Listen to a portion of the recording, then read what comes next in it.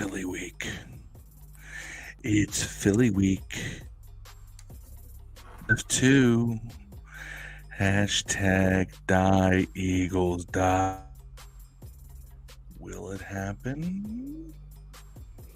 Let's talk. Coming up next, drop the beat.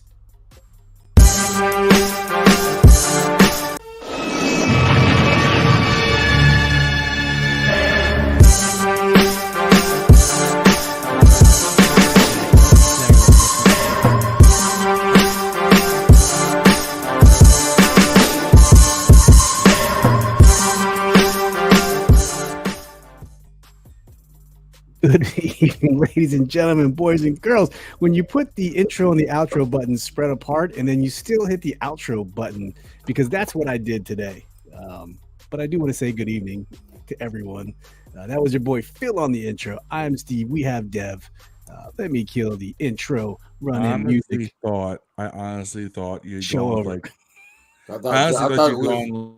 You know how when they do reruns of TV shows, they do the short intro instead of the full.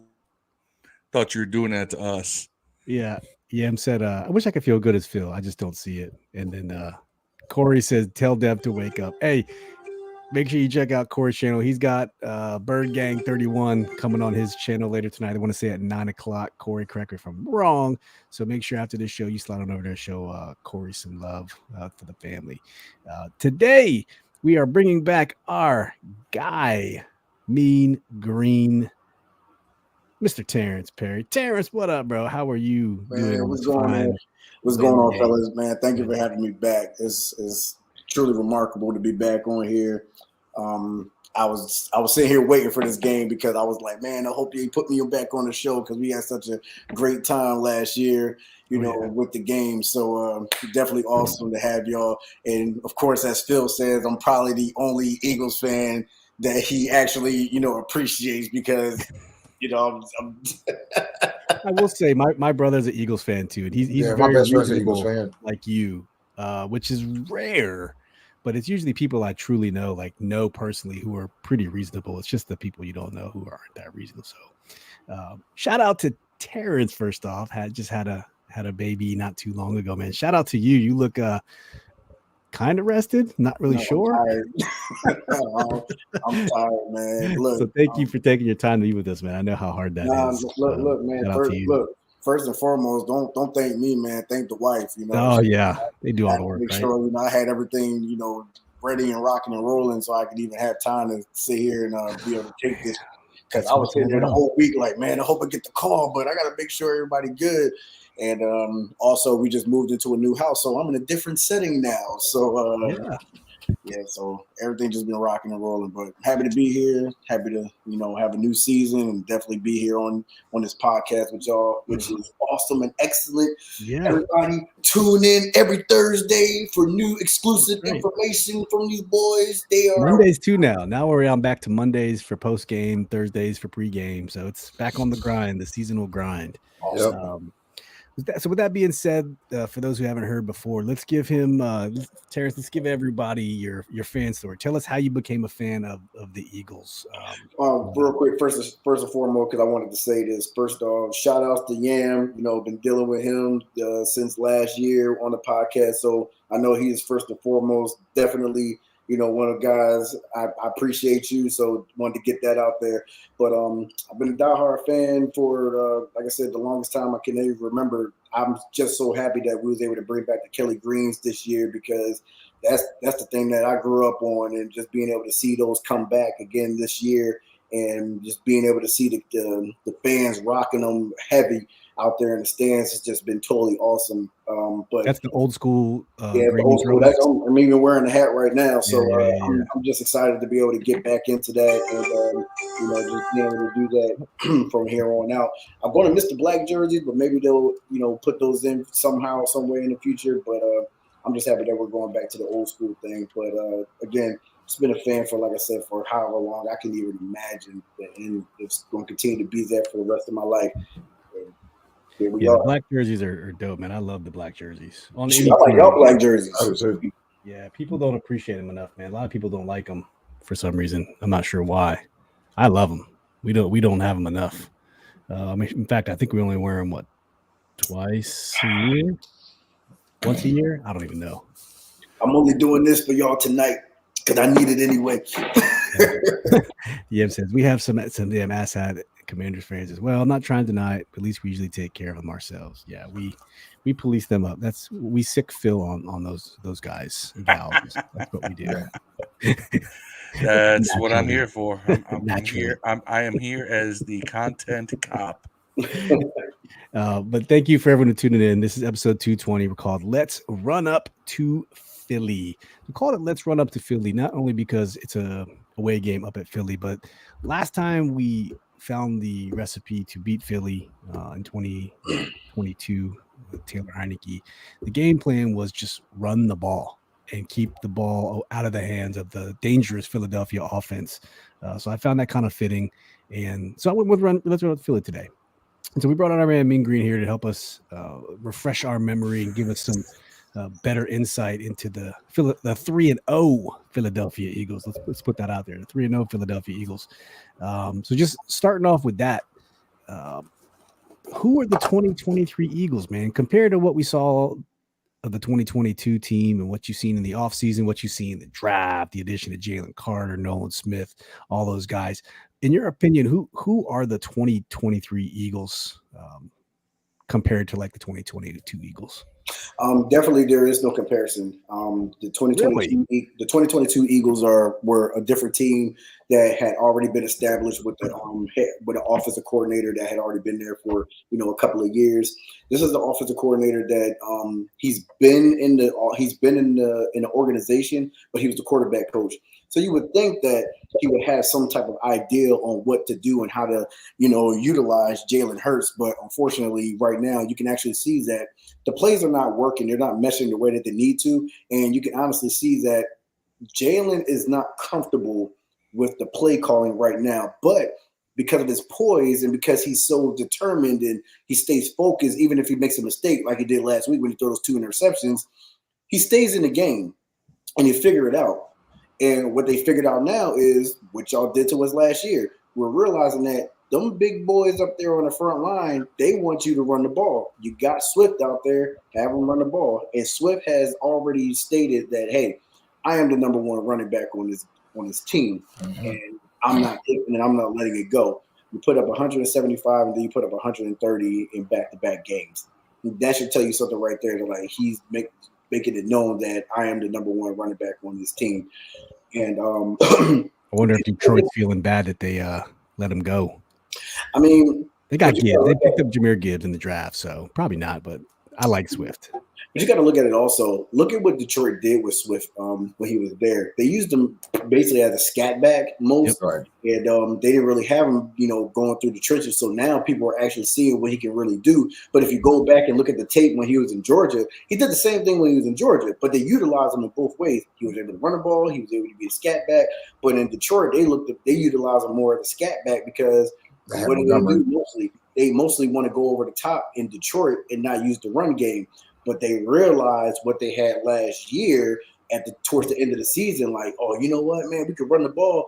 But they went ahead and they went young, which is fine because nowadays you can't even pay a running back, top dollar because you don't know if they're going to be injured or not. So you just go to the draft, get you some young, fresh meat, and you keep it moving. And it's the same thing with Swift right now. Will Swift get a new contract at the end of the year? Will he get it during the year? Who really knows at this point? Because running backs are a dime a dozen now. Yeah. Montgomery looks good right now in replacement of Swift, though. He looks he's been injured. He's back today. He's back today. Yeah, I got him on 2 fantasy teams actually. Me too. Chicago should never let him go. Chicago? Oh no, he came from Chicago. Yeah, Chicago. I think so. Yeah, Chicago should never let him go either.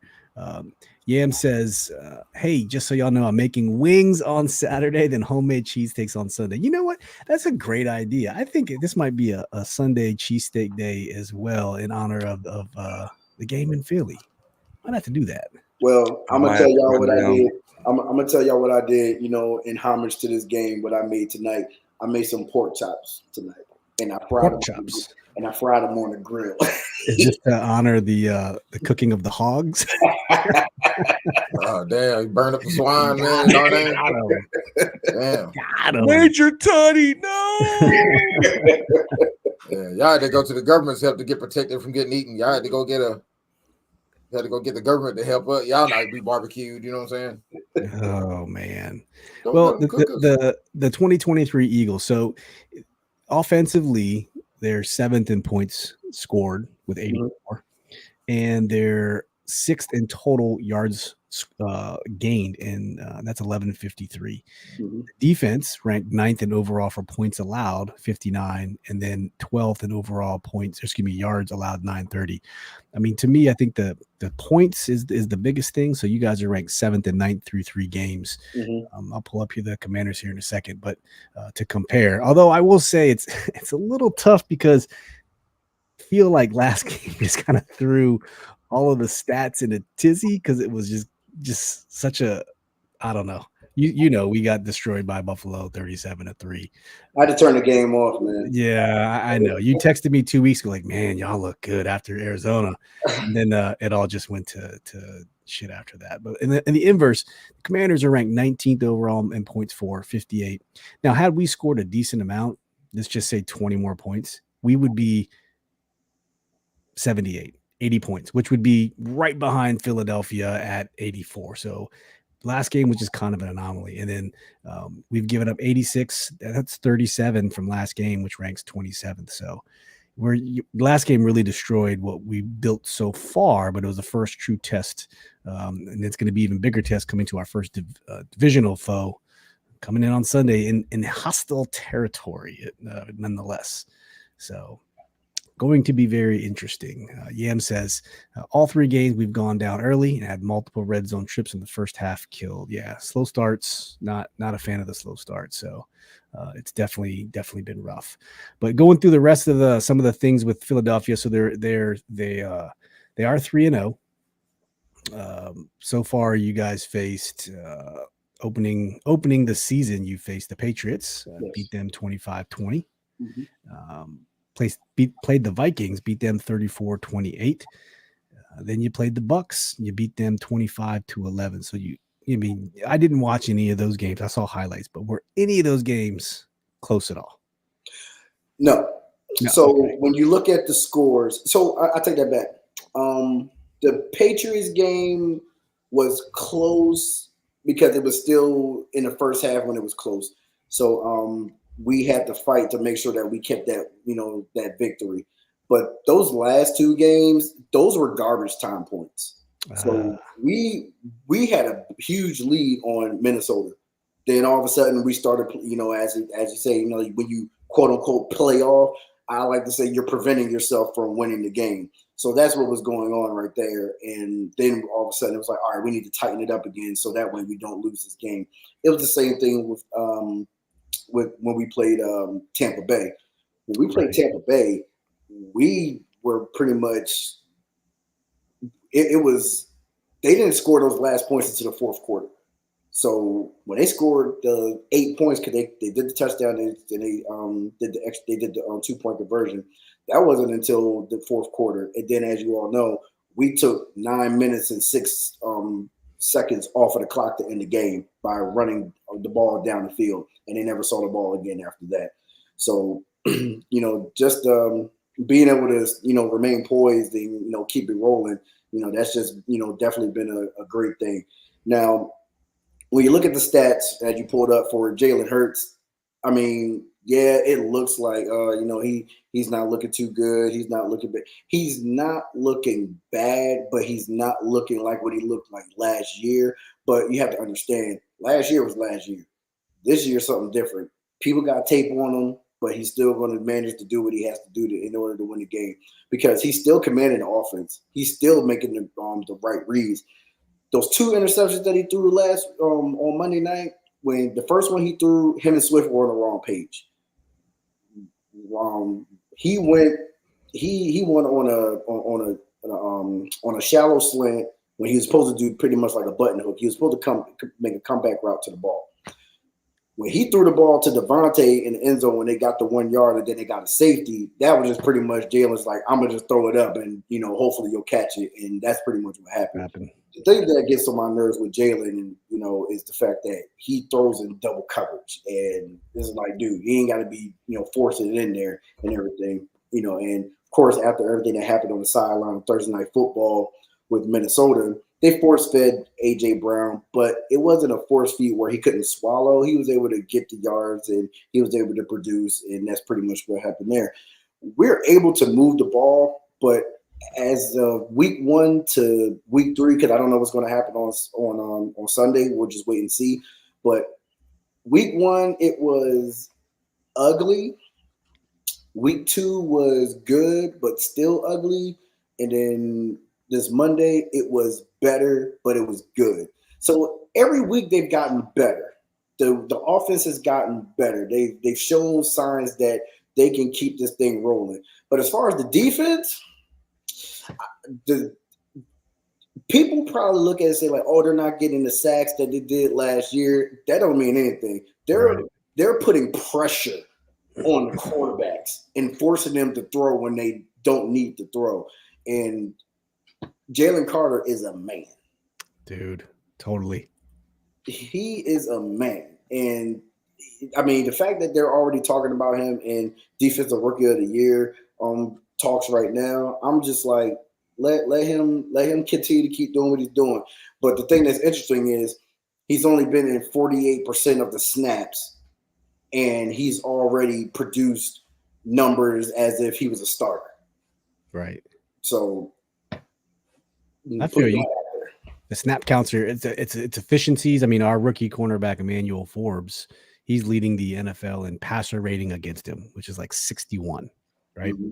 But he's only played 57% of all available snaps at 112, compared to like Christian Gonzalez, who's like at an 80-something rating, who's played 192. I was looking this up earlier today, but it just goes to show you that these young guys, man, some of them just got it. And and the veterans, they love the fact that these young bulls are actually coming through, and and they're progressing, and they're putting stuff out there on the field because they're motivating them.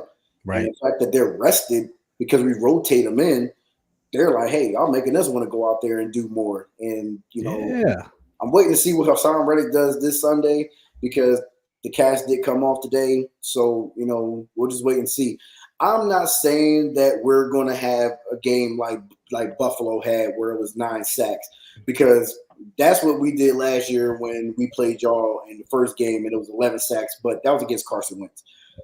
But my thing is, things tend to happen. Y'all got 4, and I count them 4 first rounders on that front line. I want to say there's Phil, correct me wrong. You got 4 on the front line. You got Jamin Davis, who's 5. Emmanuel Forbes is 6. So you got 6 first rounders on that defense, starting defense. Am I missing anybody? That's 6.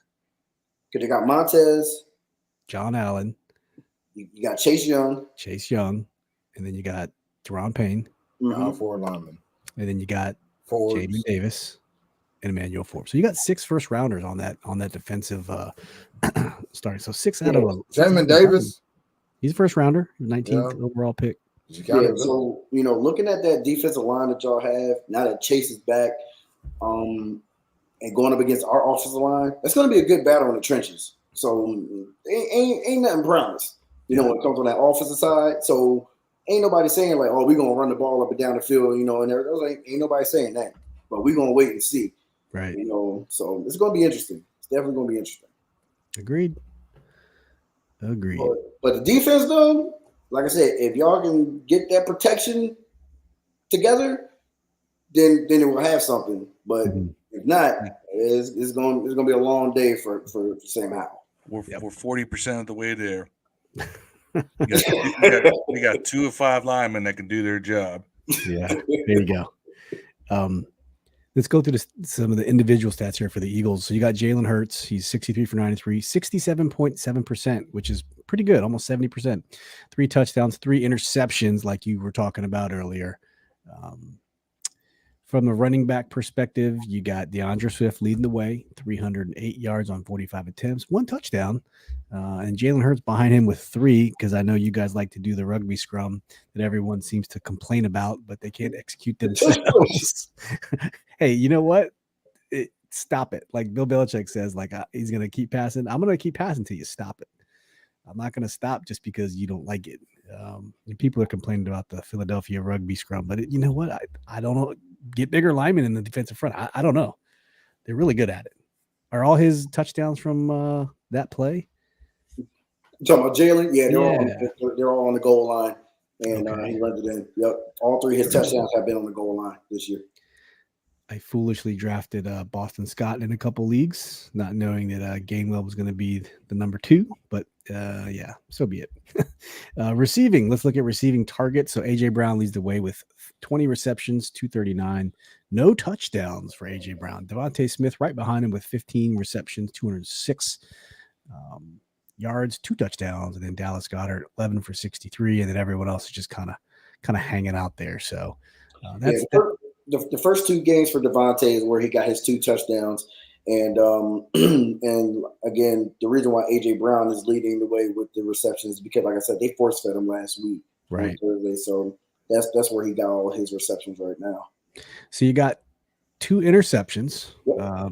All day Slay still on there. Got one for took it to the house for pick 6, 70 yards. Mm-hmm. From a sack perspective, you guys have 1, 2, 3, 4, 5, 6 total sacks. And it's crazy because do you know how many sacks the Commanders have? It's a crazy number right now. Hold on, I'm going to tell you in just a second. I want to say it's 10. And keep in mind, we were shut out 1 game. Yes, we had none. And the total is 10. We have the Commanders have 10 sacks already. And that was through 2 games. They had no sacks last game. So 10 sacks through 2 games, and then 0 last game. So the pressure can be there. It's got to get it together. It's interesting, seeing this, the fact that we only have 6 sacks, because quite honestly, it seems like we don't have any. Really? Yeah, it seems like that's what I'm saying, because we put so much pressure on the opposing offensive line and we get the quarterback off of his timing. It just seems like we're not even getting to the quarterback. So when I see these stats that we have sacks, I'm sitting back like, man, really? We have sacks? But again, it goes back to when I think about how we dominated last year, it's a different type of dominance this year, because one thing I can say is when it comes to the turnovers, we're getting turnovers this year more than we did last year. Like now it's switched where we had sacks and less turnovers. Now we have more turnovers than we do sacks this year. So, right. We're feeding off of that, but then the pressure is definitely there. Though. Yeah, straight up. Cool. Shout out to Ian says, what's the definition of insanity? Our boy Deuce from Red Zone on the Lab. Check him out. RedZoneOnLab.com. Also available on YouTube, kicking out all the content and running the Twitter space. It says, yeah, the definition of insanity is to not run the ball. And believe it or not, coming through 2 games, I want to say Washington is like one of the lowest rushing teams in the NFL so far. Let's just see for context purposes, we have a total of 64 rushes, and our opponents have rushed against us 81 times. For the inverse, Philadelphia has rushed the ball a total of where are we here? Philadelphia has rushed the ball a total number of, here's Jalen Hurts, 113 total times. So you guys have run the ball 113 times. The Commanders have run the ball 64, almost double the amount of rushes between Philadelphia and Washington. That's insane. 64 times we ran the ball, and you guys have ran the ball 113 times. That just blows my mind. Running the ball works right now, and that's what Ryan Johnson has realized. Like, hey, you know what? Passing game ain't working. Well, let's run the ball. And running the ball is definitely working. And as we all know, because y'all did it to us last year, when y'all came up to Philly, when you run the ball, it opens up the play action. Yep. Because you've been getting smashed on the ground so long, you have to realize that you gotta your linemen are going to try to come up to the line, and then you just throw it over the top. And that's what we're doing right now, and it's working. It's frustrating. The first 2 games we started passing the ball, and all of a sudden we ran the ball, and then we were successful. And then last game we thought it was coming, and it never came. The run never came. And so I was listening to the radio this morning on the way into work, and I heard this crazy stat. I want to say Sam Howell was in college, was utilized to play action in the upper 40s, 46%, I think. And I think right now the Commanders have some ungodly low number of running play action. It's so low. It's it's the league lowest. So they were like, well, if the pass play action was successful in college, why aren't we using the play action in the NFL? And we don't know yet. So, people are giving Eric Bieniemy the benefit of the doubt so far, but man, you got to coach to your players' strengths. I think we have faith that he'll figure it out. But it was just frustrating loss. Yeah, granted, it's only 3 games. It's only 3 games, and that's the thing. Like, and I'm happy you brought that up.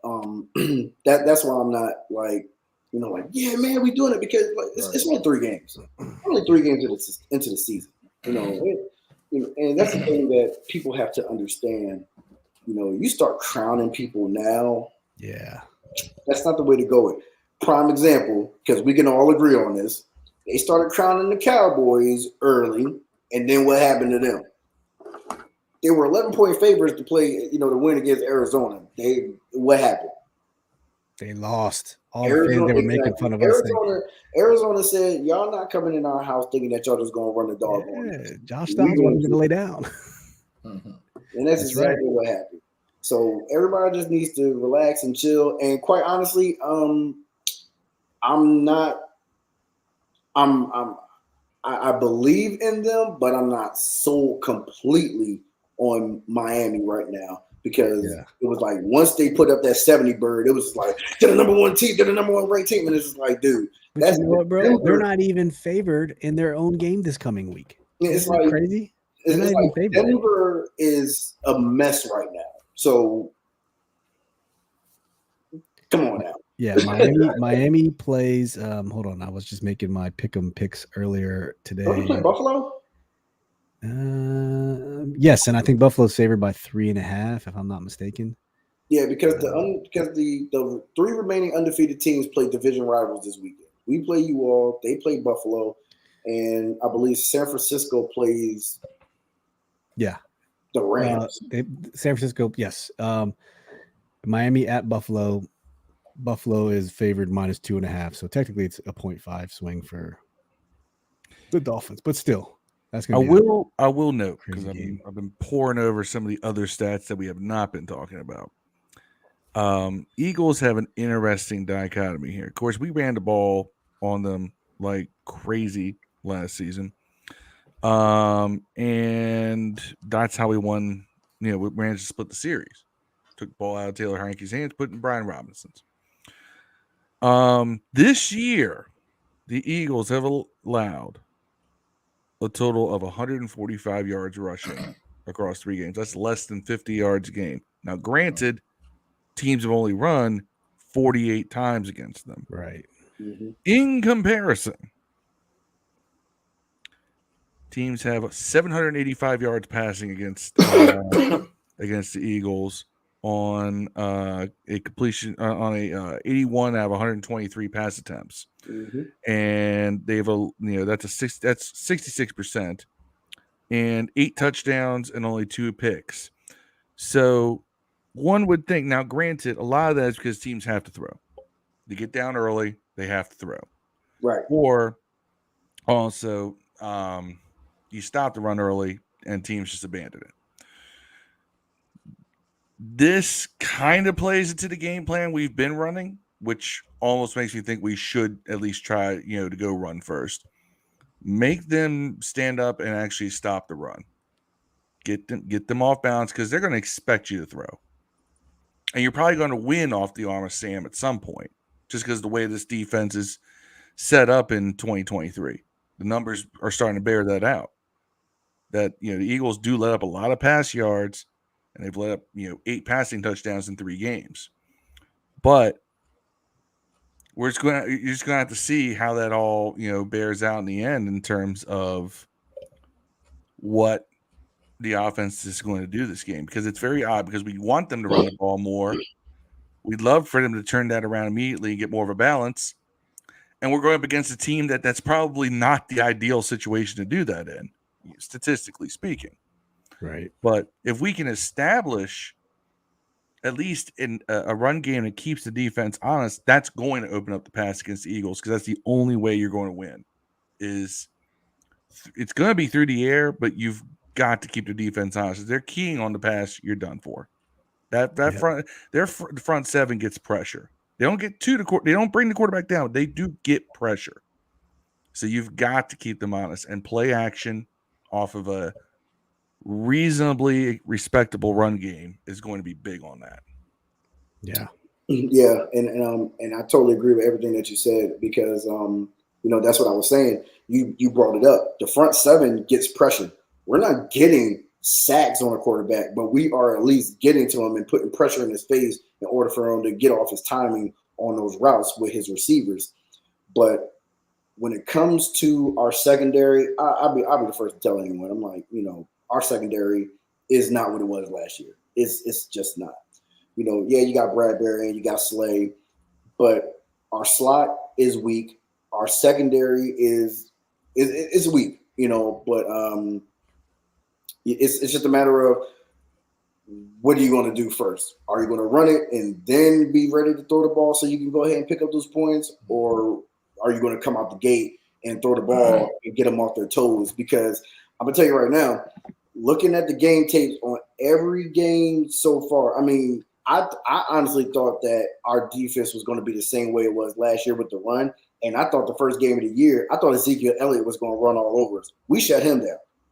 And then I knew with Minnesota, they weren't going to run the ball because they have no running back. Right. And then when we played Tampa, it was like, okay, I remember when we played them, before, they ran the ball on us. They knew what to do. We stopped them. So they run the ball. Teams run the ball, but we are stopping them. And then it comes down to garbage time points and yards where it's like, all right, well, we can't stop the run. So, I mean, if they're stopping the run, we can't run the ball. So let's just go over their heads and, have them just stop the pass and everything. And then what it leads up to is because then all of a sudden when they do the play action just to try to get us off our toes, it actually works in a way. I mean, hell, they did that with Mike Evans last week. And he caught that one-handed pass. I mean, it was just all over the place. But it was at the end of the game is when it didn't matter the most anymore. So, but one thing I do like about Sean Desai is he's not Jonathan Gannon, and he actually blitzes. So I like the fact that he brings an extra guy to the quarterback. But again, like you said, Phil, we're not getting sacks. We're putting pressure on that line where it collapses the pocket. And people don't understand that. Well, I'm not going to say people. There are some people that understand. There are a lot of people that understand, and there are some people that don't. Putting pressure in the quarterback's face is just as bad as, sacking the quarterback. Oh, yeah. It's the unwritten stat. Yeah. Putting pressure in the face where it's like, damn, look at all these pressures that they got. It's not going to show up on, It shows up as hurries. Yeah. It's not going to show up on a Pro Bowl stat. It's not going to show up on Hall of Fame stats and everything. They're going to look at sacks and tackles. But those pressures, those hurries, that means absolutely right. Yam mentioned, aren't the Eagles like number 2 in stopping the run? Yes, Yam. The Eagles for the run are number 2 in the NFL, and they've allowed 557 yards. On the inverse, they're number 1 in run defense. Yeah, they run the ball, they stop the run. It's number 2 in yardage gained, number 1 in yardage rushing not allowed. They've only allowed 145 rushing yards in 3 games. They played 3 games and nobody runs the ball though. And that was another thing that was a big deal for the Monday night game because Tampa was number 1 and we were number 2. So we already I even thought to myself, I was like, man, we may not be able to run the ball this game because, they're stopping the run. And it didn't happen. So that's why I say we could go out in this game, have the mindset like, hey, you know what? We could run the ball again. But y'all may go out there and just be like, nah, man, we got these 6 guys that are first rounders and they play hard. We ain't letting nobody run up and down on us. So that's why I'm just like, anything can happen. So I'm not expecting what these last 2 games have been. Right. It's divisional game too. You never know. And it's familiarity. Yeah. It's that part. That crazy number. So Sam Howell has run 5 play action plays in 3 games. That's wild. The problem with Sam, he's got to stop holding on to the ball. Oh, yeah, for sure. And on the inverse of that, Jalen Hurts has run 14 play action passes. And the problem with Jalen Hurts, he needs to stop holding on to the ball. Yeah. When you were talking about pressure, do say Young quarterbacks do that, even though he's not young anymore, I guess. Yeah.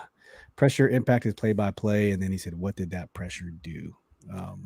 I'm also going to point out that everybody says he needs to stop holding on to the ball too long.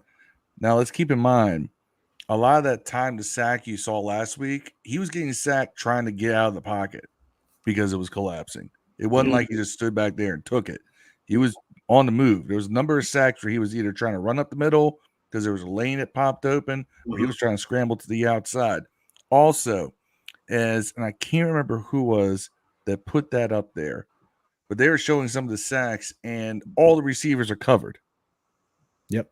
Zero separation. And with the talent you have of those receivers, you expect one of them is going to break open at some point. And, you know, and you're down when you're down too. I mean, you're trying to make plays. And, you know, it sucks. But this is one of those things where I think 1 sack turned to 2 sacks, turned to 3 sacks, and then all of a sudden now you're down 16. Now you're down by 20, 23. And it's just it becomes a snowball running downhill. Yeah. But they got to do a better job of scheming these receivers open. Right. All right, let's go to the injury report here very, very quickly. For the Eagles, we have safety Sidney Brown, hamstring, didn't practice Wednesday, didn't practice Thursday. Safety Justice Evans with the neck injury, didn't practice Wednesday or Thursday. Devontae Smith has an illness for today, didn't practice. Wonder what that's all about. Yeah, everybody ate that bad curry over the weekend. That leads into Sunday, and he's got the runs, and he's got to stay off the field. Fletcher Cox limited. Win every time. Cam Jurgens guard limited. Quez Watkins limited on the hamstring. Receiver Britton Covey full. Zach Cunningham full. Landon Dickerson guard. Boston Scott both full. For the Commanders, we got running back Chris Rodriguez. Didn't practice. Had an illness. Not sure what that was either. Percy Butler, safety, he was limited in both Wednesday and Thursday with a foot. Emmanuel Ford was full both days on the elbow. Ben St. Jude's with a neck full. And Logan Thomas, our starting tight end, just coming off concussion, missed last game, took a dirty hit across the middle versus the Broncos game from Kareem Jackson. Still caught the ball and scored a touchdown for the record. But he was limited Wednesday. He's full participant here on Who was Thursday. it? Was it Jamin Davis that got a bigger fine? Yes, then Kareem Jackson. Then Kareem Jackson did. Someone did, and the hit was like minuscule. Whatever hit he laid was like, which just tells you that new ownership, same NFL when it comes to this team, because Kareem Jackson should have literally taken a suspension for that hit. I mean, that was blatant. Yeah, headhunting. I'm with you. All right, let's go. We'll start with you first, Mean Green. Philly wins if. Then we'll go down the line here. Philly wins if they control the line of scrimmage. Okay. That's simple. It's just as simple as that. They control the line of scrimmage, then that's pretty much it. And I bring that up because that's exactly what we did, against these last couple of teams. But it really showed when we took, because this has been emphasized all week, but it's really serious. When you take 9 minutes and 6 seconds off the clock in a quarter, you got to control the line of scrimmage. You control the line of scrimmage, the game is over. Because time of possession is key. Yep. A lot of people don't understand that. You can have all the points in the board, but if you're the one that got all the time and you're able to control it and be able to get more points on the board by controlling the clock. And what I mean by controlling the clock is when you're on offense, you're able to control it, and then your defense is able to get you the ball back. Yeah. That is controlling the line of scrimmage. And if you can do that on both sides, then that's how you do it. And me personally, I'll say the same thing for y'all as well. Controlling the line of scrimmage. So that's why I say it's going to be a battle. And I bring it up again. Y'all got 6 guys against our offensive line, and then our defensive line, against your offensive line is one of the things where it's like, who's going to come up? Who's going to show up and play? Yep. Because our wide receivers are not getting the ball because of the fact that Jalen is not comfortable with the offensive scheme right now. But we're running the ball. And I know that y'all see the tape because division rivals get tape excessively easier than anyone else. Y'all are going to be prepared to stop the run. I see that happen. I see that happen, that y'all are going to be prepared to stop the run. So it's going to be a trench battle, and that's where it's supposed to be. Yep. You can say something, Phil? I mean, I could. I actually want to piggyback off of what he said when we get to my who wins if. Yeah, go ahead. Might as well go.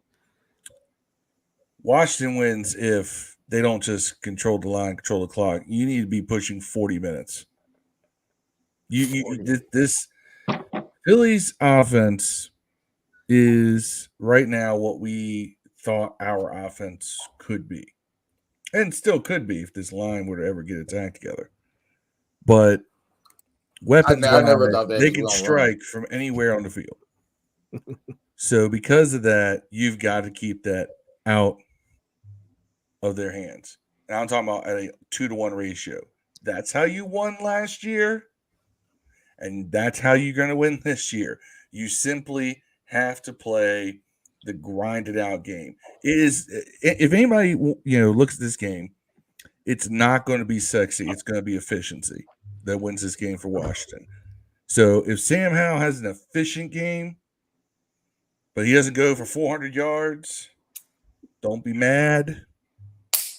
Although with the way his offense is, he could go for 400 yards, but he's going to have to throw 50 times, both of which are possible with Derek Bieniemy. But it's going to be a lot of short passes. It's going to be a lot of quick gains, and bringing that defense up and then trying to pop one over their heads. That happened a couple times last time we played the Eagles. You might see that again. Phil, just for context, though, let me sorry to interrupt you. You said 40 minutes, right? 40 minutes. For context, when the Commanders beat the Eagles last year at 32-21, the time of possession for the Commanders was 40 minutes and 24 seconds. That's why I said it. 36 to Philadelphia. That's why I said it. I knew exactly where Phil was coming from because I remember that y'all controlled the line. Yeah, y'all controlled it. And you've got to do it, and you've got to find ways. And everything, and really, the thing is that a lot of what we've been running is very long developing, especially as the Bills. Yeah. I don't know why. Eric Bieniemy, for all the concepts he loves to run, because he likes to run very complex concepts, it's not a quick-moving pass game. Now, you can get away with that with a solid line and Patrick Mahomes, who's already experienced. Sam Howell necessarily isn't that experienced, but you can get away with that if you can hold up the line of scrimmage. Well, you can't do that running these 5-6 second concept plays. It's got to be 1-2 boom, 1-2 boom. Two reads to the left, 2 reads to the right. If it's not there, you get rid of it. Keep it simple, keep it quick. Run plays have to be boom up the middle, boom up the middle. Everybody loves the stretch run. But if you're going to try to establish the stretch run, you better have some bootlegs you're going to run off of that. If you're going to run RPO, it's up the middle. It's got to be quick. Yep. You got to get the ball past the line of scrimmage, either in the hands of a back or off the quarterback's hand and heading towards a receiver in 2 seconds or less. There you go, Phil. Yam says we have far too much talent on this team, especially on offense, minus a line to lose as bad as we did against the Bills and the start off slow week after. Then he says, just posted on Twitter, but the Commanders trademark has finally been accepted today. That's right, and finalized. So they didn't want to go in for other names. That's how difficult the trademarks may have been. So Mr. Martin McCauley, the trademark hog, you have nothing else to do with your life now. So now you can go find another trademark hog. You get nothing. You lose. Terrance, just so you know, we had a guy in Alexandria who was just when the team was. I've seen the news on it. I've been following it. He thought that he was going to be able. He said it was never about money, and he offered it for free. But Who does? I mean, it's always about something, right? I was like, man, you was looking for $1. Yeah, he was something. All right, Dev, what you got, man? The Commanders, Philly. I mean, Washington wins if. How doesn't turn it over. Yeah.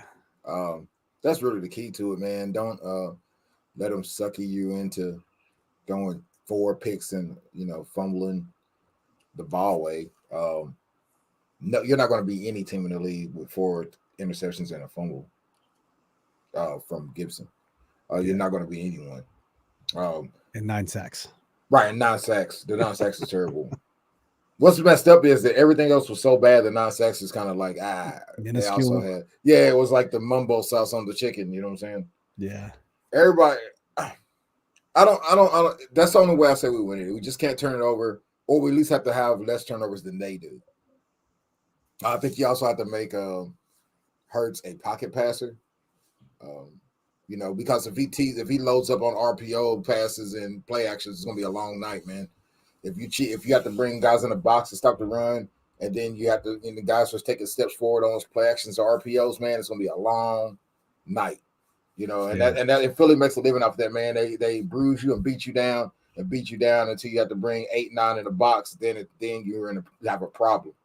We do have good enough corners, I think. That actually is a part of our team that isn't really looked at. We have 3 corners that are doing really well. Our safeties are kind of giving up big plays here and there, though, but our corners aren't really getting toasted, which is weird because we got a lot of points scored on those the last 2 games. But I'm looking forward to seeing the Emmanuel Forbes and Devontae Smith battle, because he talked about that, when he got drafted. So I've been waiting. Devontae Smith's gonna toast that boy, man. At least once. At least once he's gonna get him. That's just been how he's been. He'll give up a 30. He'll give up a 30. Yeah, you won't hear nothing bad from the rest of the game. He's kind of been solid. I think he's right now the number 1 corner as far as his pass against rating. So I think he's got like a 31, which is crazy dope. Like, it's like one of the best in the league, let alone rookies. I think Juice just probably playing, in my opinion, the best football of any of the defensive backs. I know that Fuller is killing too. He's having a good year. Yeah. So I don't think those 3 are the problem. I think the problem is we're getting forced. It's getting turned around and not getting over in this cover 2. A couple times got burnt by Diggs because of it when the corner lets him go. We've had what's the real fast guy back there plays deep safety? Percy? Yeah, Percy. We had Percy back there getting turned around, thinking it's not knowing the corner blitz is moving, so he has to cover the corner's deep back and running back into a zone, the opposite direction on another one. So those are things we have to watch out for. But I really just think we have to win the turnover battle in order to win. And for Philly, I think it's almost the same thing. Just don't give them short yardage, don't turn it over. And Philly is better at that because they are a run-first team. I know everybody looks at them, they got these crazy fast and crazy good receivers and an all-star quarterback that went to the Super Bowl, but really those guys are secondary to their run game and their offensive line. They usually just play really good defense, which is to goat you into mistakes and pound you into submitteds. As long as we don't turn it over, I think we got a shot. I have a split in these 2 games. I just don't know which one I'm going to go first. But I think that we have finally become a run-first team and pass second. Because in the past, we always wanted to throw the ball first and everything. But, that was McNabb. Didn't y'all lead the league in rushing last year or some shit? You said what? Didn't y'all lead the league in rushing last year or some shit? We did, but if you looked at how we were controlling the ball, we were actually throwing the ball more than we were running the ball. We were running the ball because we were, into the game with either running the ball or we had like some big breaks on the run, and we probably just had a good, run established game. But when you look at it now, we are literally like, okay, look, we are a run-first team. We need to run the ball and then open up the pass. It ain't like it was last year. Because what we did last year was we did the RPO. Because everyone was afraid of us running the ball. Because they were like, nah, we're going to stop the run. So RPO is hard to stop if you got running backs that you actually give the ball to. Or if you actually – I think our RPO will work if you keep the fucking ball. Just every now and then keep the damn ball, Hal. You know what I'm saying? You're just as probably fast as Hurts. No, the issue I heard on the radio was he doesn't – well, one, when they do the when they do the option like that, he never gives it to the back. He keeps it and throws it, and that's what causes the issue. Yeah, why don't you keep it He and doesn't- run it? That's what's not happening. Yeah, Right. they said You he can just have keeps it and designed passes. runs. You can have runs that are designed to look like RPO, Yeah. but they're runs all the way. Yeah. We need But to I run don't some think of they those call that aren't enough of those. that. We need Yeah. to run plays that aren't those. Hey, Dave Rager's in the chat. Terrence, we know Mr. Dave. Shout out to Dave. Dave, I hope everything's well in your household. His wife is a Bills fan, so hopefully you didn't take it, too bad last week. It was a rough weekend for all of us. He says, "Boo Eagles." Tough. I bet you was eating out the fridge this week, wasn't For me, Washington wins. If you guys already said it, I was going to say, but it was just like last time. The recipe's there. Control the clock. Keep their offense off the field. It's going to be tough because their defense is much improved over last year. And I have a question. They snuck in and got Nolan Smith as well in the first round, but I don't think he's played, has he? He has played. He has played. Yeah, he's been playing. So he had a good hit on Baker Mayfield last week, and again, it was a pressure hit. It wasn't even a sack; it was a pressure hit. It threw him off, and it actually committed a turnover. So he's getting out there on the field. He's not getting as many snaps, but I mean, again, Jalen Hurts ain't getting as many snaps. He was hurt in the offseason. I think they said they wanted to like ease him in. He has people were calling him like Micah Parsons light. So he's like a very underweight, super fast edge rusher.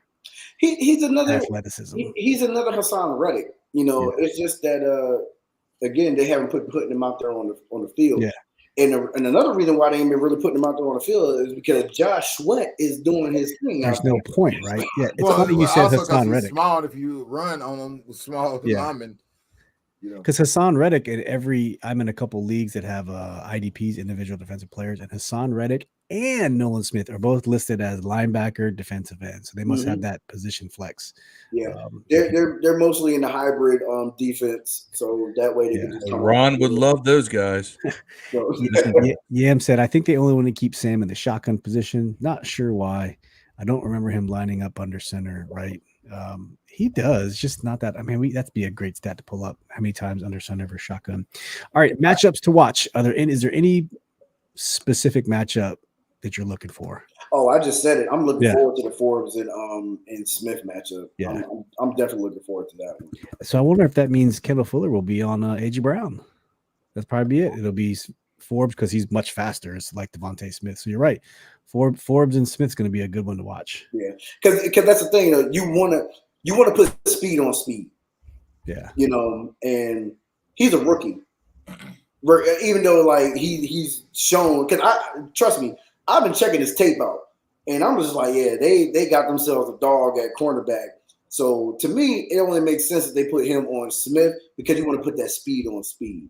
Right. Put Jew on AJ Brown, and keep it moving. But I'm looking forward to that matchup right there. And then also, I'm just looking forward to the trenches. I'm always looking when it comes to your guy. Now that Chase is young, because I still believe in Chase Young. I really do. I just hope that he can just stay healthy, But when he's out there, to me, I'm just like, man, that line is definitely solidified, and I just can't wait until it goes up against our offensive line and just push pressure on it and just see how it goes. It's going to be great. It's going to definitely be great in the trenches. But my number one matchup that I'm looking forward to Forbes and Smith. I see that happening. Yep, fair. All right, Phil, what about you? Any particular matchup? I am most eagerly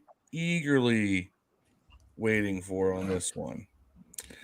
It's a couple of them, but the one I'm interested in seeing is Terry McLaurin and Darius Slay. Another rematch. Yeah, that's a battle. Here's the thing. Right, so Terry is one of the big stories right now. Is Terry does not get throws from Sam the way he has from other quarterbacks on his team. Now, granted, some of that is because we got a lot of guys you can give the ball out to. There's going to be a lot more divvying up of the plays. But let me give you Terry McLaurin versus the Eagles. Okay. Since his rookie year, 2019, his first game 5 catches on 7 targets, 125 yards, 1 touchdown. Second game, 5 on 5, 130 yards, 1 touchdown. Another one, 5 on 7 targets, 61 yards. Another one, 7 on 8 targets, 40 yards. 2 on 4 targets for 51 yards. That was the Carson Wentz game last season. I'm sorry, no, I take that back. That was against the that was a Taylor Heineke game. Hit sounder? No? Okay. Sorry, I couldn't find the button. Anyway, so and then another TH game. Or no, I'm sorry, this was the Garrett Gilbert game, I believe. 7 catches on 8 attempts or on 8 targets, 61 yards. Then last year, Carson Wentz game, 6 catches on 9 targets, 102 yards. And then the win last year was 8 catches on 11 targets, 128 yards. So out of the 8 times that Terry has gone against the Eagles, he has 400 plus yard games. And he makes some catches. So in a total of 8 games, he has 45 catches for 698 yards, averaging 15 and a half yards a catch and 3 touchdowns. So you got to get the ball to Terry. Yeah. Simply put, he's got to win that matchup, and you got to get it to him. He plays well against this team. All right. Yeah. And it's not like Slay is a new pickup. They've had him for a minute. He knows what he's going against with that defensive backfield. So get that ball to Terry if you can. If you can't, if they're really bracketing him, that somebody else has to be open. But as much as Terry has burned the Eagles in the past, it's got to be in the back of their minds defensively. Right. Always watch for 17.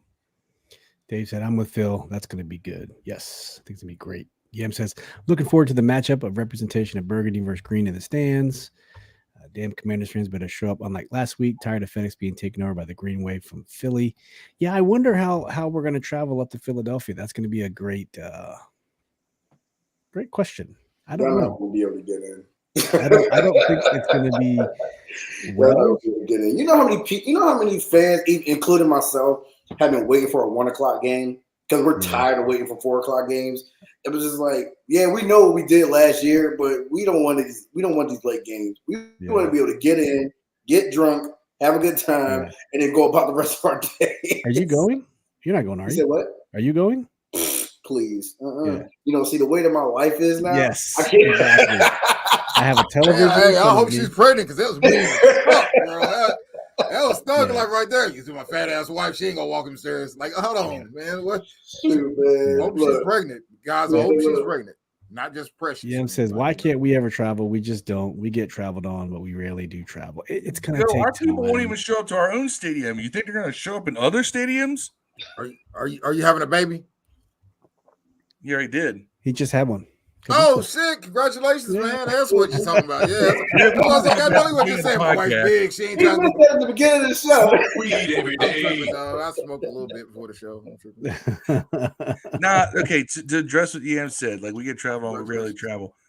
No, but we do have the whole concept of generations in other cities that are fans of this team. There are Washington bars in other cities. Carolina we own. Atlanta we show out. Denver we show out. Denver we actually saw people fly to. That was crazy. Like, I don't know if people were just like, I don't know, making a long weekend of it and going to see the mountains or what. But Denver's a tourist city now, man. But that we do actually has show out in some cities, usually in the South, because there's a lot of generational fans in the South when there were no teams down there until the late 60s. So their parents were fans, and that kind of got passed down. Now, of course, if you live in PG County and such, you realize that, loyalty is nothing anymore. But nonetheless, there are certain cities where there is a large contingent of fans and they will show up for games. Carolina, we own Carolina State. For some reason, Charlotte, North Carolina is almost a home game for us. It's the only place that happens. So it happens. Yeah. When we played Tampa on Monday night, there were more Eagles fans in Tampa than there were Tampa fans. And it was just like, wow. It was crazy. Yeah. Well, Tom Brady left, so the Tampa fans went back. That's about right. It's like, hey, we're going back to our losing ways, so might as well just go ahead and hang it back up. So, I get it. Yeah. Yam says Denver's due to military, I believe. Yeah, they got 4 bases in Colorado. They got Carson, Peterson, Buckley. There's like a bunch of bases like right there. I said the Air Force Academy's out there too. Yeah, straight up.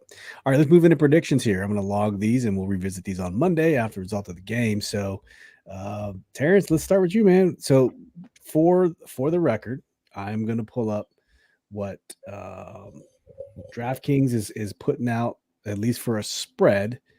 So that'll give us a little bit of something to work with before you make an educated guess. So this, oh my gosh, it got worse. Okay, so they're giving the Eagles right now 9 points. With an over, 8.5. It was 8.5. It somehow went to 9. It was 8.5 like yesterday. It'll be 10 by Sunday. It was over under a 43. Well, at first it started at like 7, then it went to 7.5. Then it got up to 8.5. Now it's at 9. Oh my gosh! We're not even Saturday yet. It's probably they doing that. That's crazy. I thought weather is going to be a beautiful Sunday. High of 77, low of 60, sunny skies. Looks like weather's going to be nice for weather. So that means the ball is going to be thrown in the air. Oh yeah, for sure. Okay, so with that being said, so 9-point spread for Philly, over under a 43. What are you thinking here? Man.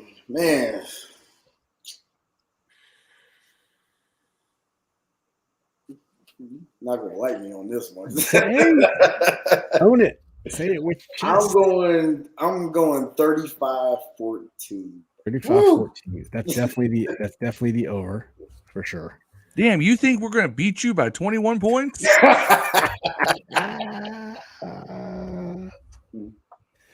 Put that down. Put that down. Terrance said we're going to win 35-14. No. I got it. Okay. Dev, let's go with you. What do you got? I got the Eagles this one. 28-17.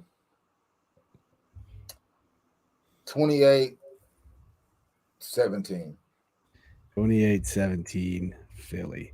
All right. That puts you, let's see, over under was 43. That puts you 45 right at the over. Okay. I'm going 17-27 or 27-17 Eagles as well. That puts me right at the over as well. 1 point at the over for the Eagles. Before we get to Phil, we got Yam. Yam's going 30-20 Eagles.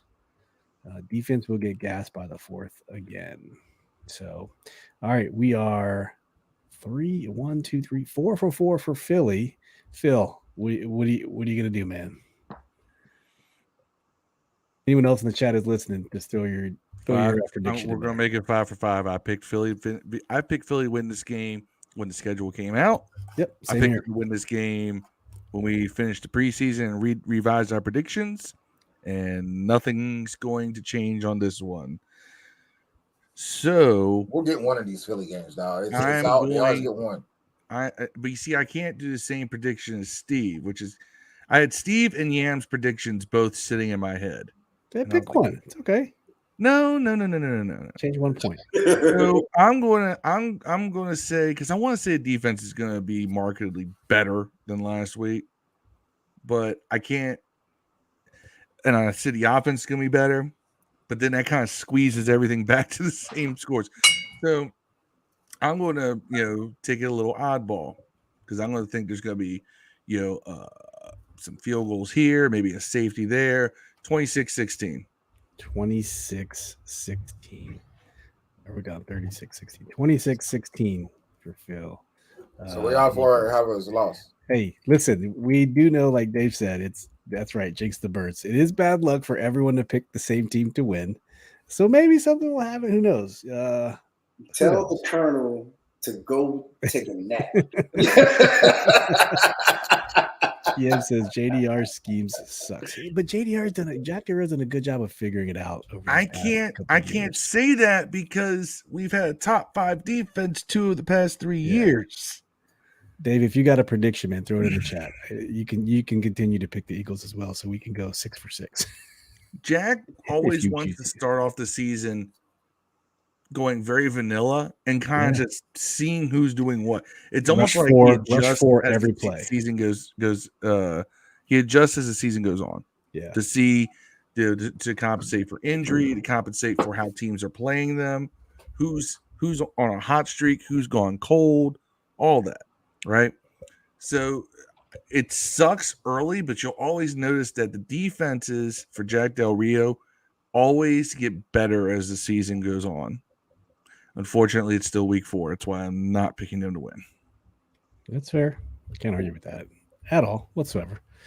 All right, well, let's transition to a free fall for a few minutes. Put the the ever famous music on for a little freestyle here for just a few seconds. Drop that beat. Yeah, that's right. Yeah, we want to thank Terrance for coming on here. It's been always fun. Every time we have a Phillies game, and we always keep you in mind because it's just nice talking to people who are smart, know about their teams, and bring a lot to the table. So shout out to you and your beautiful bride for having another child and doing all the work, man. Just support her, be there for her, and I'm definitely do what you got to do, man. Understand. That's first and foremost the most important thing right there. So congrats dad. Congrats to you. Shout out to you. Quick score update. The Lions are trouncing the Packers 27-3 at half. So you might want to give Shy Guns a Glock Dookie there, Dev. You're probably just talking smack somewhere. I can't believe this because I even played Aaron Jones in one of my fantasy leagues. And he has 0.3 points. I had the Lions winning. I didn't have him blowing them out, though. Jordan Love is 6 for 13 for 50 yards, 1 interception, 4 sacks, and they have a total of 7 yards rushing. That's insane. And the Lions are just Jared Goff, 12 for 20, 163 yards, a touchdown, interception. But David Montgomery, man, 2 touchdowns and 53 yards. I made $150 on FanDuel Sportsbook betting that Amon St. Ron get the first touchdown he did. So man, that's awesome. Yeah, you better go out there on that corner and get that money back. Yeah. We got to be careful because Terrance and I might be furloughed here come Monday, so we do not know. Look, don't put that in my life. I'm playing you in fantasy football, Steve. Now you are. Yeah. I have a bad team this year. Montgomery got 2 touchdowns already on me. Yeah. Look, I literally just made a DraftKings account like last week. It's so fun. And I was just like, man, I may finally get into this. It's so fun. The parlays are the funnest things. Like here's a stat for you from tonight's game. The Lions defense has pressured Jordan Love on nearly half of his dropbacks without blitzing on a single play. That's what the Commanders do every time. That's what Del Rio does, and it worked against the Broncos because we were getting the pressure rate. Bills, though. The pressure rate was even greater than 50% against the Broncos. Yeah. So it can be done, but if it's not working, start sending the backers. That's where I think that actually, and this kind of sucks because it almost telegraphs it. That's where Khaliki Hudson could be beneficial because he does crash the line very well. He is very good at darting through holes and getting into the backfield. He's a north-south backer, but that's why he doesn't see playing time because he is ass in coverage. Didn't that motherfucker used to play safety in college in Michigan? He played both. He was like a hybrid. Yeah. By the way, someone put it here, and this is true. The hashtag Fire Joe Barry is as active now as it was when he was in Washington. Oh my gosh, he's in what? He's in Matt LaFleur brought him over to Green Bay. That's right. He's in Green Bay. I'll tell you what, it's Oh, funny. man. I've Good watched stuff. a couple of games from 2015 and 2016, and I remember I hated Jay Gruden. I wanted him fired. I go back and watch that, and I get even more mad because we were so much better than those records. I got a signed Jay Gruden jersey. They were That's hurt all. too much. They were hurt a lot. Yeah. Like Reed never played. You watch man. those games, and you're like, this team's so much better than 9-7. They were. Yam says, talking about Jack the Rail, schemes still suck. Think about how we've had to rely on fumbles after catches, getting burned repeatedly in both long and short game. I think the players have carried his scheming. I've said that before too, Yam, where I think he's gotten a little bit, not lazy, but he's gotten like blessed by having, like the Philadelphia, 4 first rounders on the front line who just eat. It doesn't make you have to be creative. And like Deuce said, send Jamin Davis 12 times a game. They didn't even slide him on Josh Allen. You guys play Buffalo this year, Terrance? I think. We played them on the second half of our schedule after our bye week. That second half of our schedule was brutal. We got Kansas City, we got Dallas, we got Buffalo. Yeah. So after your bye week, we got some tough ones on the tail end. Listen to this gauntlet. You just said it. After your bye week, the second week in November, you have the Chiefs in Kansas City, the Bills at home, and the Niners at home, the Cowboys in Dallas. You could come out of that bye week hurting. Oh yeah, hurting. Oh, we already see that, man. So that's why we got to get it together now. You go 2-2 through that gauntlet, you guys are set. That thing is done. But I think we all said if we came out of this Philadelphia game 2-2, we're okay. We all had us coming out at 2-2. I know Phil and I both had us losing this game and being 2-2, losing to the Bills too. I'd have to go back and look at the notes, but I think we all said that after this weekend, 2-2 is where we would be. I don't know about Dev. Dev probably had it at 0-4. Man, I got us winning 7 games, but they duped me in this picking. Hold on. Yes, winning 7 games, and then you had us winning 12. Yeah, I think we won 7. I don't give a shit how I mapped it out, but I still have us losing 1 game before the bye, but I can still see us going undefeated before the bye. But that 1 game that I do see us losing could possibly be Miami. Man. Possibly. It is going to be Miami. I actually do have us definitely going to be Miami. Splitting the season with the Eagles and the Giants. My surprise was we're sweeping the Cowboys. What's the Eagles pass defense rank? Did y'all say that? It's in the 20s. Yeah, they are terrible at pass defense. Yeah, I've watched every one of y'all's games, by the way, because my best friend is an Eagles fan. So I watched. So passing defense in yards is 25. Yeah, they're like terrible. And that's what I was trying to say. I know he said they got a bunch of garbage yards, but it's still fucking yards. You know what I'm saying? But that doesn't work for us though. We don't need to just pass. No, we can't pass because we can't block. Yes, that's exactly. I ain't saying that's going. I ain't saying that we're going to take advantage of that. I'm just saying that what he said. He said I think the only loss we're going to have is Miami. Y'all definitely going to lose against Miami. Y'all ready 25 against the pass? Like there's no way y'all beat Miami. Not even going to be a close game.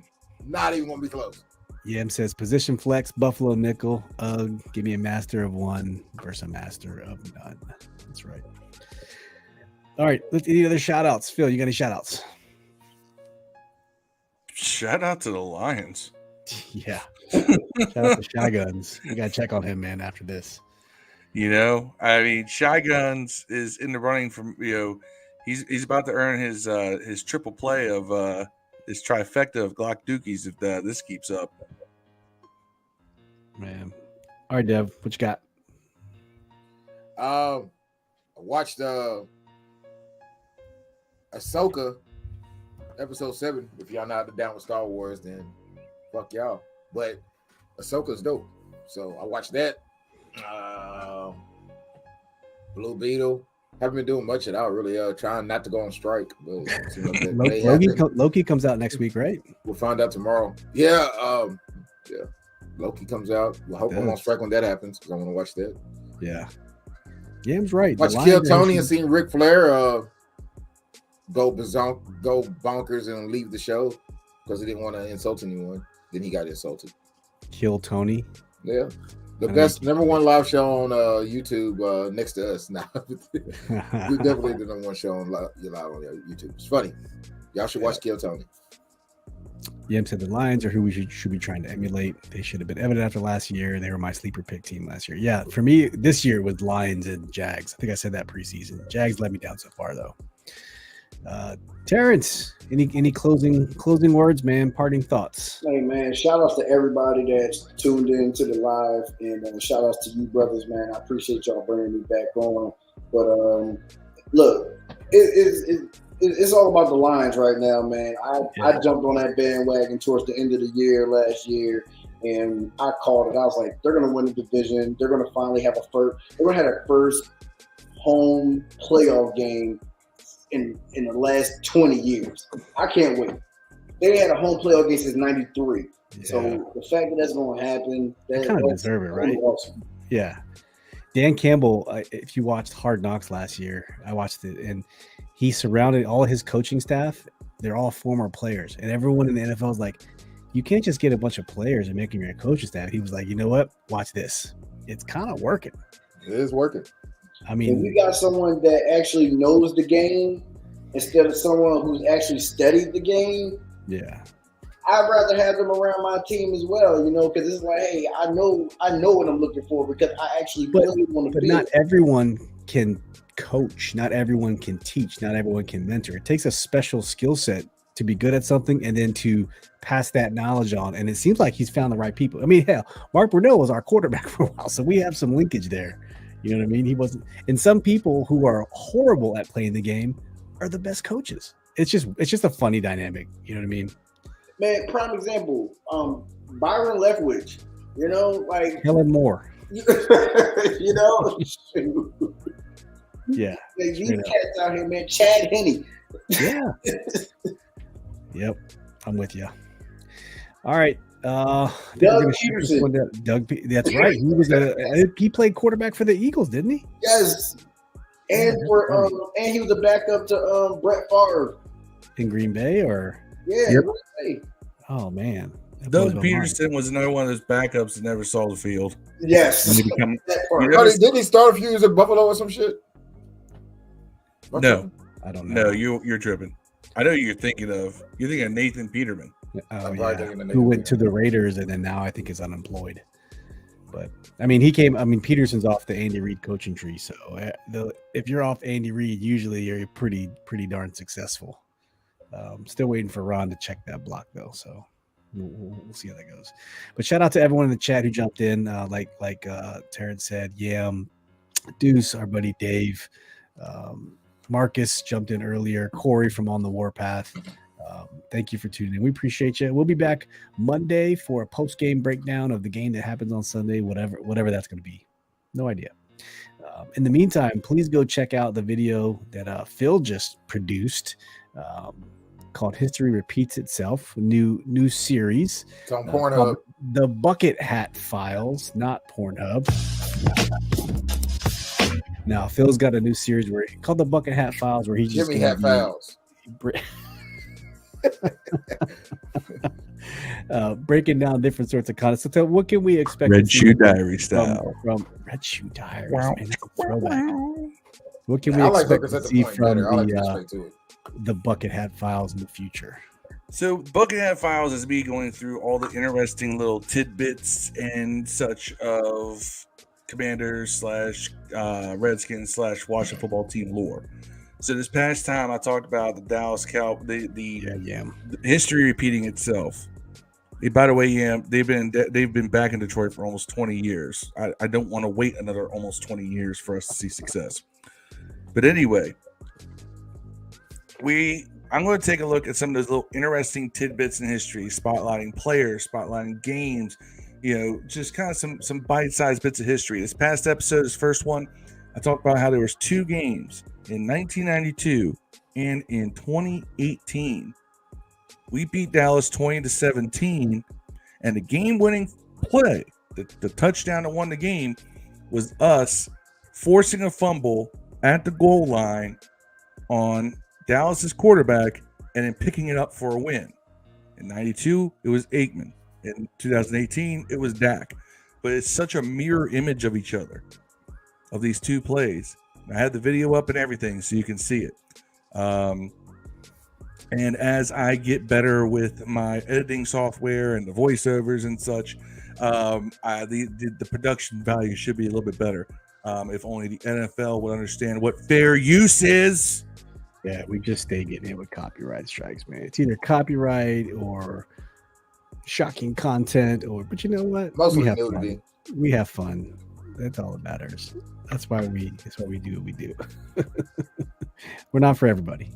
We are not. Yeah, Phil showing his We're not even sure if muscle, we're for anybody. showing his love muscle online. Yam said, sure, it's been 20 years, but it still counts, and they're constantly working on the stadium. Ford Field? Is that what it is? Ford Field? Ford Field. That is a nice stadium. The decline started when they moved away. Fuck Ford. Says the GM guy. All right. Thank you for tuning in. You can find this podcast anywhere on your audio podcast platform. Like I said, Apple, Google, Spotify. You just search for us. We'll be there. If you're watching on YouTube, please go hit that like button. We would greatly appreciate it. Or you can hit the dislike button. It don't matter. We'll take any love, any comments, any feedback. Try to make us better. That's what we're all about. Thanks to Terrance for joining us. Best of luck to you guys on Sunday. May the best team win. You guys clearly have a 9-point advantage right now, so the odds are against us. Those dirty birds, man.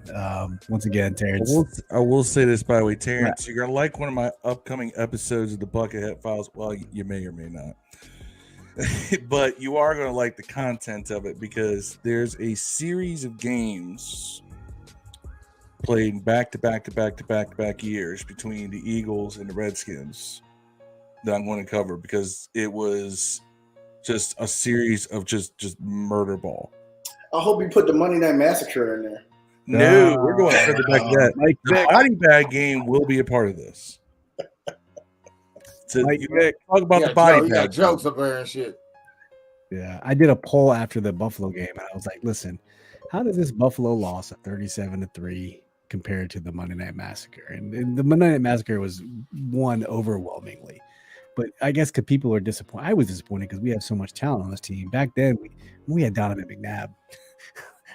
I mean, we thought we had a quarterback at the time, but man, they just came out and it was what 58-20, 59-28. I think it was. It was something like that. It was bad. I think half the crowd left by halftime. Shoot, I even left. Oh, you were there. Yeah. Deshaun Jackson just ate our lunch that day, man. Him and Mike Vick both. And then he becomes a Redskin, what? 2 A years year later. Yeah. Yeah, especially with us, oddly. Yeah. Crazy. All right. We go get up out of here. Thank you for tuning in. We'll be back Monday. We love you guys. As always, peace and hell. Go Birds. Yeah.